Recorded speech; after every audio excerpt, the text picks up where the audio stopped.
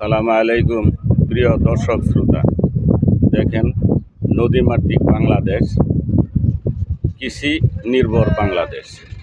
আমাদের এই বাংলাদেশের নদী ভরপুর, কৃষিতে ভরপুর।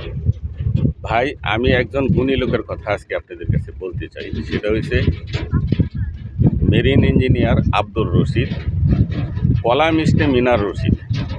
উনি একজন আলোকিত ব্যক্তি। আপনারা জানেন, আমি সবসময় মানুষের কল্যাণে কাজ করি এবং মানুষের কল্যাণ নিয়ে কথা বলি এবং উৎসাহিত করি। উনি বিশিষ্ট কলামিস্ট মিনার রশিদ এবং উনি বহু শিক্ষা প্রতিষ্ঠানের উনি একজন প্রতিষ্ঠাতা। ময়মনসিংহ ত্রিশালের কৃতি সন্তান। উনি একজন কৃষকের সন্তান।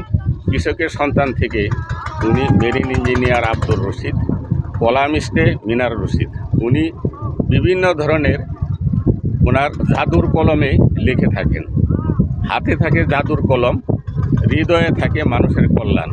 সে বহু শিক্ষা প্রতিষ্ঠা করেছে এবং বহু লোকের কর্মসংস্থানের ব্যবস্থা করেছে। উনি সবসময় মানুষের কল্যাণে কাজ করে থাকে। উনি একজন গুণী ব্যক্তি। এই ধরনের গুণীদের কলম চলুক, গুণীদের এই রত্নগুলি বেঁচে থাকুক।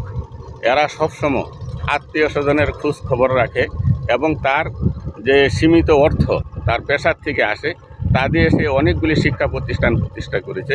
উনি একদম সাধারণ জীবনযাপন করে। ওনার জীবনযাপন দেখলে, ওনার সাথে আপনি কথা বললে অবাক হবেন যে উনি কীভাবে জীবনযাপন করে।